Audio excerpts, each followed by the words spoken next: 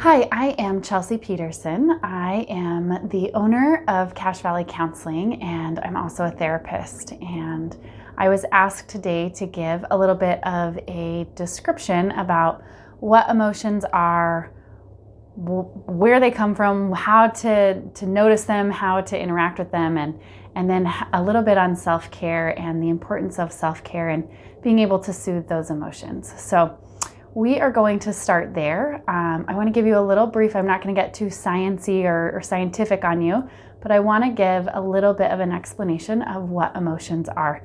Very, very basically, it is what the Lord has given us to keep us safe and protect us. It's the natural way that our body wants us to be preserved, helps us survive, and they're totally natural.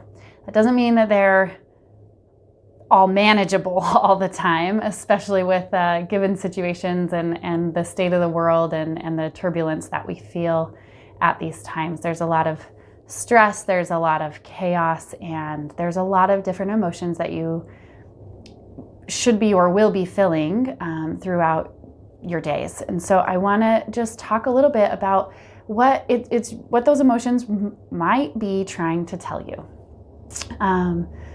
Emotions are, like I said, trying to protect us, trying to preserve us, trying to keep us safe. And so when you have an emotion come, maybe frustration, annoyance, whatever it may be, it really is your body's way of trying to protect you. Something is happening in your environment that feels scary, that feels dangerous, that feels unsafe. And not necessarily that someone is going to harm you in any way or physically harm you, but that it provides a threat to some way in our life, right? Let's say I have young kids at home, because I do have young kids at home, and it's just been complete chaos all day.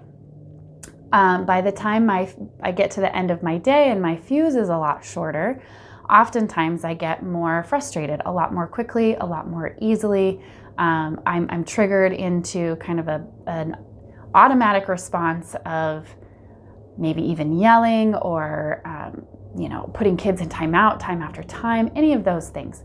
What that's really doing is if I take a step back and look at that, I'm really sort of starting to get frustrated with myself, maybe starting to get a little bit question my parenting abilities, question my ability as a mom. Am I doing good things?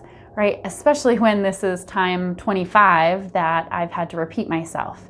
Oftentimes those emotions, again, are sort of, this doesn't feel good. There's something that doesn't sit right with me. And again, those emotions aren't always trying to protect you from something physically dangerous, but I as a mom certainly don't want to be seen as a failure, and I want to do the absolute best that I can for my kids. And so oftentimes those responses, those emotions show up, and I get frustrated and I get irritated because it's my body's way of saying, this doesn't feel good. And so that's a very simple explanation. I would encourage you, the next time you have these, stressful emotions, worried emotions, scared emotions, irritated, frustrated, all those things, that you kind of check in with yourself and say, do a very quick check of where's this coming from? What's really happening here? Why am I really frustrated, right? And it might be because, the kids knocked over the milk for the 12th time that day, or it might be completely out of your control. It's important to ask in those moments, what can I control, right? If you sit and watch the news all day, or you sit and hear all these crazy COVID stories or lots of stressors in our outside world, a lot of things we can't control. And our body starts to signal distress because it feels that stress that the world is experiencing right now, whether it be political unrest or COVID or financial strain or relationship stress or just really anything. And our body's way, when it feels distress, it just is trying to regulate, it's trying to soothe, it's trying to get you to return to this somewhat neutral state. Sometimes as we go through life, we have a tendency to stay more in a heightened state, right? So when we feel distress, our body starts to panic and we go into what's called fight, flight, or freeze mode, right? We go into this self-preservation, this protect mode. You probably heard of fight, flight, or freeze. That's what our body is doing. And when we're in that autonomic response system, our nervous system is constantly firing, and then it's telling our body to produce adrenaline and cortisol, which are all things that are good for our body, but they're really only good for our body for a short time. So if you find yourself really being in a really heightened state of anxiety or worry or depression or any of that, over a long period of time, those elevated levels of I'm thinking of all the good hormones like oxytocin and dopamine and those sort of things. We want to do self-care to produce those, but we want to decrease cortisol. We want to decrease adrenaline. And that's why self-care is so incredibly important, because it gives your body a break from feeling those really intense emotions that are telling your body to produce all of this stuff to really kind of send you into fight, flight, or freeze, right? And so that's where self-care or other interventions, if that's what you want to call them, coping skills, are really helpful in helping to just slow down that automatic response system and give you what you need in those moments. Again, it's helpful. Self-care, just like anything, takes practice. It is not something that everyone is automatically good at. And so I would encourage you, if something doesn't work, try something else and try it more than once. I'm going to go over a few different things, more kind of from a cognitive standpoint that you can do. And I believe there's going to be another sister who's going to help you kind of go over more of the coping skills, things that you can do, deep breathing and things like that. But just know that there are lots of things out there. You have to find what works for you and go with it. And you've got to put in the work to do the practice to be able to help sort of calm these different emotions, right? So when we get dysregulated, we really just want to think about, okay, how do I get back to normal? How do I get back to this sort of like neutral ground, right? Like I'm not too high and I'm not too low. I'm just sort of right here in the middle in this just kind of like, I'm okay, right? We want to get back to that. We want to get back to that stable state. So all of the things that I'm going to talk about from here on out is really things that you can do to help regulate that. Okay, so regulate those emotions. But the first thing I want to talk about is our thoughts.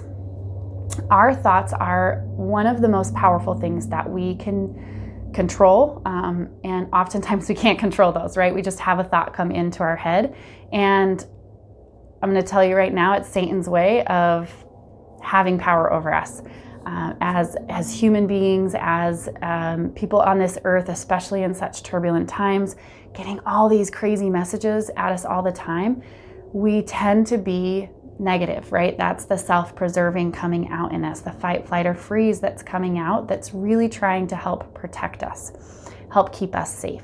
And so our brain automatically most likely goes to the negative side of things. So when something happens, we often turn on ourselves, and the negative thinking kind of, we take that on, right? Like, oh, I'm not good enough, or oh, I'm such a failure, or whatever it is. I'm too fat. I'm not pretty enough. I'm not fill in the blank enough, right? And we tend to be very negative on ourselves, feel like we're not doing enough. And that can be a really, really hard place spiritually, emotionally, physically, for your brain to always live. And so one of the things that I'm really going to challenge you to do is try to stop that negative thinking. There's a couple ways you can do that. The first one I want to talk about is kind of an attitude of gratitude. There is some science, some research, and I will send this in the handout. I'm sending a handout, so check out the handout if you're interested in learning more about this. But there are some research studies out there that have talked and looked at specifically what gratitude does to our brain. And when we form these negative pathways, these neural pathways that they're kind of like that old worn out trail that it's like, yep, this is where we're going. Those negative thoughts coming all the time, that's just how they operate in our brain. And really the positive gratification or gratitude, attitude of gratitude really helps to just redirect that path sometimes. And so really looking at, what am I grateful for? What just today am I really grateful for? 2 things I want to challenge you to. I want you to keep a journal. President Nelson, President Monson, there's been several other presidents that have challenged us to keep a journal. And I believe it was President Monson that specifically challenged us to keep a gratitude journal. And he, again, the purpose of, God's purpose is amazing and beautiful and needed. And I think President Monson, again, doesn't go into the science of it, but there is actually this really cool scientific research that this is so important. And so I would challenge you to keep a gratitude journal, just something by your bed. And it can be a piece of paper. It doesn't have to be, a fancy journal or anything like that, but just something. It could be something in your phone as well. But if you just make note every single day of one thing that you're truly grateful for, and try to be present in that moment, right? Like, I'm grateful for the lights, I'm grateful for a toilet, I'm grateful for running water, I'm grateful for electricity. Like, I am grateful for those things. But today, right now in my life, I'm not feeling it, right? So if you're feeling it, right? Like, I'm grateful for the person who let me go in front of them in line because I was really in a hurry, and they saved my time. They helped me get out of there a little quicker, and I'm really grateful for them. So that gratitude and being grateful right in the moment really does really powerful things for us. So I would encourage you to, if it's not in the moment, saying thank you to that person that let you go in front of them, or saying thank you to a neighbor or a friend or someone who texted you or called you and checked on you, or any of those things. If it's not in the moment, being grateful after the fact, being watchful of the little things that tell you that God knows you, that He's aware of you, that He is mindful of you.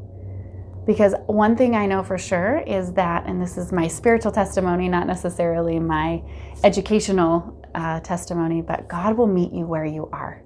And when you look for Him, truly amazing things can happen.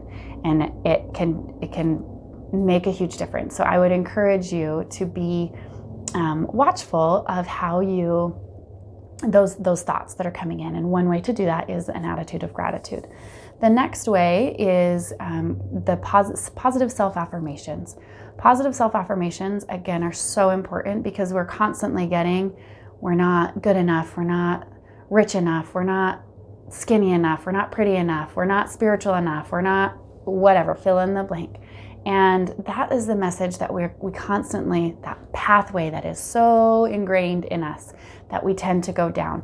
And so really doing yourself a favor, patting yourself on the back, telling yourself, good job. Truly, one of the exercises that I like to have my clients do, or even I encourage my 16-year-old niece to do this as well, is to look yourself in the mirror. And really look yourself in the mirror, in eye-to-eye contact. Especially moms that are rolling around all day on the floor, we're getting pulled on and dragged everywhere and all those sort of things. But sometimes that eye-to-eye contact, those direct eye contact conversations just really aren't happening in our lives because we've got all this hustle and bustle. And so having a conversation with yourself in the mirror is very awkward. I'm just going to tell you that right up front. It's very awkward, but it is necessary. And it's not necessary every day, but of course it can be really helpful when giving yourself a compliment, right? So when you look in the mirror and you're like, how do I look today? Instead of being like, oh, I look fat in this, or oh, I wish I looked different, or I wish this was different. Looking in the mirror and saying something that you truly feel and that you believe, like, I am a daughter of God. I am a daughter of a king who loves me and I love him. And what can I do today that serves him? And man, I look really beautiful today. And hey, find one thing to compliment yourself on. I like my teeth today. I like my hair today. Whatever it is, those little things can be incredibly helpful for setting yourself up in the mindset of really just more positivity in your life. We beat ourselves up all day long, and really taking that time, pausing to really give yourself kudos, tell yourself good job, tell yourself you look well, whatever it is. Making sure that you're doing that can help give you that sense of confidence, that sense of self-worth that can be really helpful in showing up for your kids, in showing up for a neighbor, in feeling in just that mental state, right? Helping you be more positive, helping you be the light of Christ, bring the light of Christ to the world can be really helpful. So with helping with these thoughts and helping make sure that we're really watchful of those thoughts, we've got the attitude of gratitude. So making sure that you're taking it, you're journaling, and making sure that you're looking in the mirror and looking yourself in the eyes and saying something that you truly believe, like, I am a daughter of God. Because all of you beautiful ladies are. And I know those things can really help each one of you. But again, I want you to do what feels best to you and what feels most comfortable to you, and maybe just a little bit uncomfortable at first, but something that you can stick with. Those two things can really have a very powerful effect on our thought process and changing how we view ourselves and how we see ourselves, which all in turn is going to help us regulate our emotions, right? If we're more confident in ourselves, if we feel better about ourselves, if we're not completely beating ourselves up all the time, then we can show up better for other people.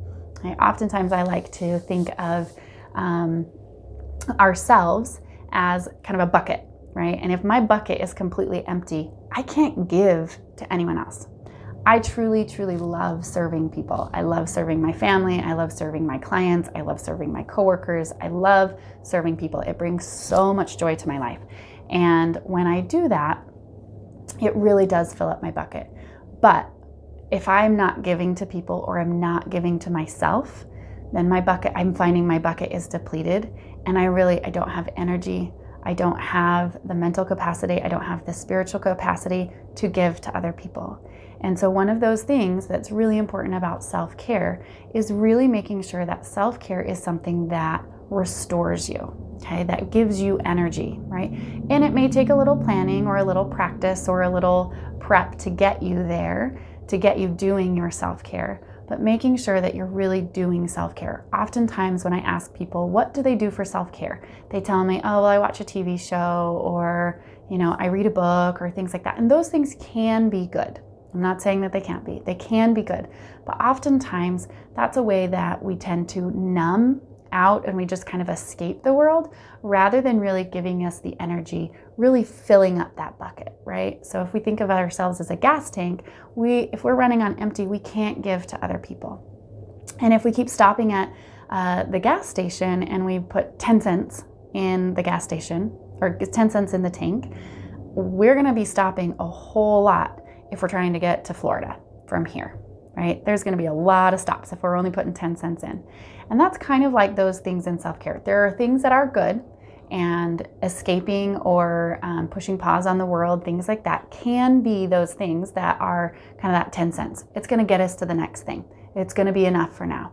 Those things are good, but we also want to fill our tank all the way full. And so sometimes those things are doing extra studying in the scriptures, or prayer or meditation, or those things that really help build us up, right? So those self-affirmations, those gratitude things, those are things that really, they're more like $1, right? They're more than the 10 cents. They're going to get you a little further than maybe just, watching a TV show or unplugging or trying to escape. So making sure that you're doing whatever you can to really restore yourself. I'm going to give you a couple examples from my own personal life that I kind of know when I need self-care. So I like I said, own Cache Valley Counseling. So I run and manage that as well as see clients. And then I also have 3 beautiful children who are young. So they are home and they're needing care pretty much 24/7. So there is a lot going on in my life. There's a lot of people who need me and a lot of things that I'm pulled in different directions. And then of course I have my husband who also needs me, which is great. And I love being needed, and I love that service. But oftentimes there are points in my life that I feel drained. And those are often moments when I know I need a break, right? And a break could look very different for any people. And I want you to be able to kind of think about, what does my break look like? Maybe that's a 20-minute yoga session every day. Maybe that's an hour yoga session. Maybe that's exercise. Maybe that is journaling. Maybe that's connecting with a friend. Maybe that is going for a walk. Maybe that is reading my scriptures. Maybe that's just meditating. Maybe that's doing some deep breathing exercises. Again, I'm naming these off, and I know I'm listing them pretty fast, but again, you have to find what works for you that doesn't just push pause on your life, but really restores you. One thing, again, from my own example, is I love 3 things. I love playing soccer.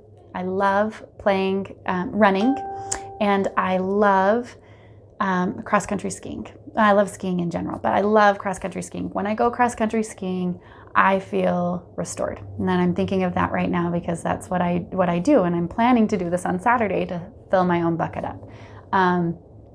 It's my time. I just go. I just kind of do this thing. I get in this rhythm, and I just go. And I don't like listening to things because I like to just not have anything coming in. I like to just see where my thoughts take me. And sometimes they are about what my kids need. Sometimes it's about what my business needs. Sometimes it's about what my own personal needs are. Sometimes it's about friends or family or things that I can do. And it's those moments, and in those kind of quiet moments where I'm kind of in this headspace where I'm just kind of doing my rhythm thing and just out there skating on the snow. Right now it's really skating on the snow because it's so icy, but it is it's like a zone for me.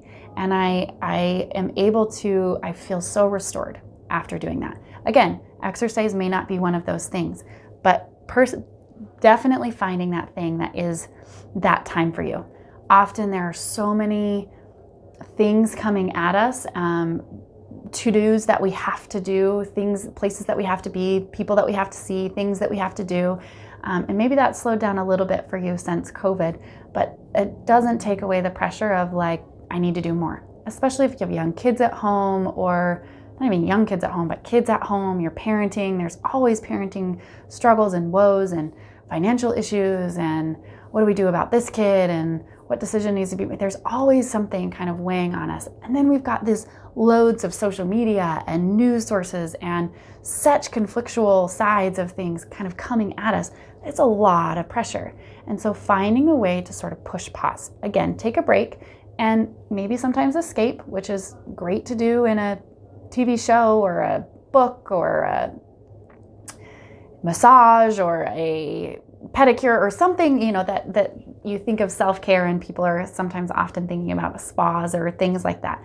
Those are great, but is it really restoring you, right? And what are you doing to take time in your life to really help restore your soul? Give pause, give space, give time for the Lord to answer your prayers, for you to have thoughts, right? To be able to sort of get in that groove where it's just like, I got to do this. This is happening. I gotta make this happen. And so I would encourage you to find something. Again, meditation is a great thing. Deep breathing helps regulate our emotions. The better you get at deep breathing, kind of taking space, 20 minutes, 30 minutes at a time, and being able to get good at sort of regulating those, pausing, pushing pause on life. The better you get at those, the better you are at translating those to really kind of tumultuous moments in your life that are causing you to respond right now. That automatic response then has learned how to deep breathe, and that can become a pathway that it chooses instead of just choosing to react. Okay, so again, let me just kind of reiterate that again, okay? Because it's really important that we spend time practicing and we spend time doing. Again, I'm not trying to overload you or say that these are all things that you have to do, just suggestions, things that you can do. It should be something that you look forward to, not something that you're dreading, and something that that you want to, but if it doesn't happen today, it's okay. I can do it tomorrow, but making sure that it's consistent in your life is really important. So sticking with it, so finding something that you can stick with so that, again, it becomes something that becomes an automatic response in those moments where we're sort of required to respond and maybe respond quickly. So when the kids are, we're at our wit's end, we have a little more patience with them at dinner time or after dinner. Self-care is really important, and it goes beyond just taking a break or pushing pause or finding a quiet moment. It really is helping to train your body and train your emotions to be regulated. When we stay in that heightened state, again, our body's just coursing with adrenaline and cortisol and all sorts of things, and all cool things that science can actually now take a measurement of and say, hey, you've got, your heart rate variability is really high. All those sort of things don't really matter. What really matters is that you're able to find a way to regulate your emotions. And self-care is really one of those. So just to kind of recap, attitude of gratitude. So making sure that you are doing a gratitude journal if that feels comfortable to you. Self-affirmations, being positive about yourself, giving yourself some kudos every now and again instead of just beating yourself up. And try the mirror experience. Try, really looking at yourself in the mirror and looking yourself eye to eye. Again, I know it's going to be awkward, but try it out and say, I am a daughter of Heavenly Father. I'm a daughter of a God who loves me, a daughter of a King. And really let yourself take that in. Let your nervous system just kind of process that thought and see what happens. And the last thing is just that self-care, finding something that really is restorative for you. Again, mine's cross-country skiing right now in the winter, trail running in the summer.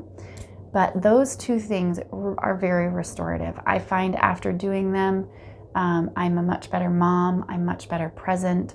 I'm much more able to respond to life around me when I'm doing those things.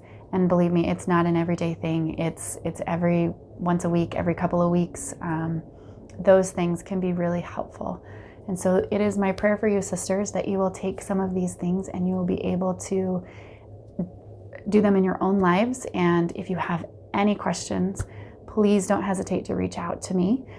Again, my name is Chelsea, and I am at Cache Valley Counseling. You can email me at info@cvcounselingservices.com, and I will include that in the resource page as well. So if you have any questions, or you find yourself struggling, or you'd like more clarification, or anything like that, please don't hesitate to reach out. Sisters, I know that if you do the things that I discussed today, or find one or two of them to do, that the Lord will find ways to bless you in your life. It is important that we take care of ourselves, that we find ourselves in that when we find ourselves in that dysregulated spot, that we're able to regulate so that we can be a stable place, a safe haven for people around us and ourselves.